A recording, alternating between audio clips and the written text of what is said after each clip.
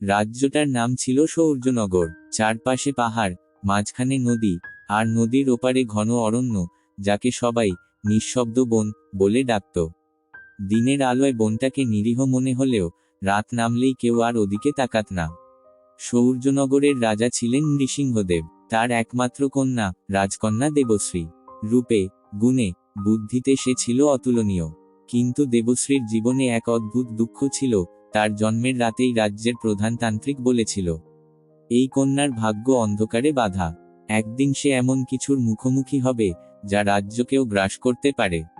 রাজা এসব বিশ্বাস করেননি। বছর কেটে গেছে, দেবশ্রী বড় হয়েছে। ঠিক তখনই রাজপ্রাসাদে নতুন এক পাটনি নিয়োগ হয়।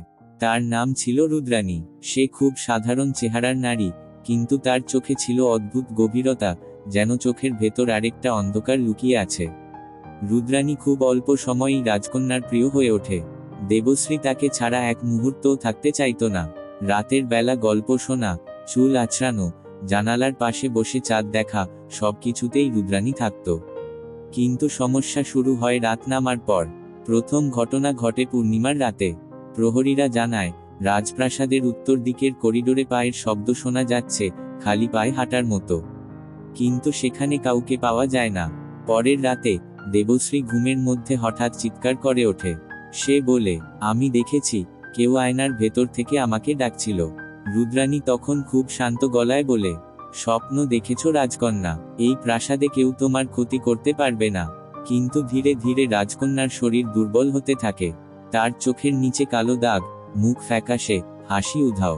একদিন দেবশ্রী রুদ্রাণীকে জিজ্ঞেস করে, তুমি কি কখনো নিঃশব্দ বনে গেছো?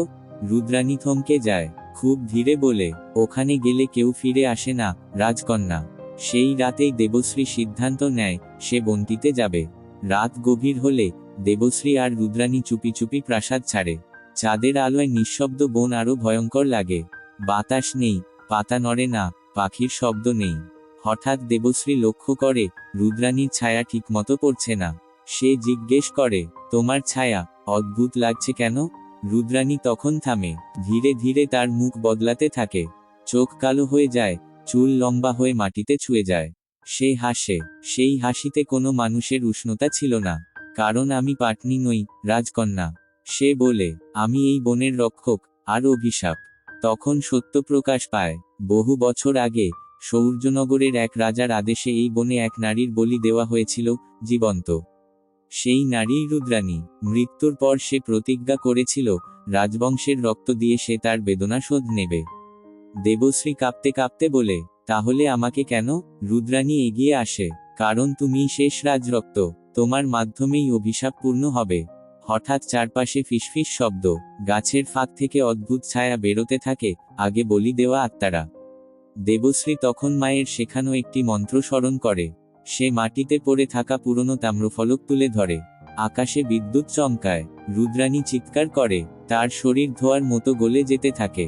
শেষ মুহূর্তে সে বলে, আমাকে মুক্তি দিলে বনও মুক্তি পাবে। দেবশ্রী চোখ বন্ধ করে মন্ত্র উচ্চারণ করে। আলো ছড়িয়ে পড়ে, ছায়াগুলো মিলিয়ে যায়। সকাল হলে বন আবার পাখির শব্দে ভরে যায়।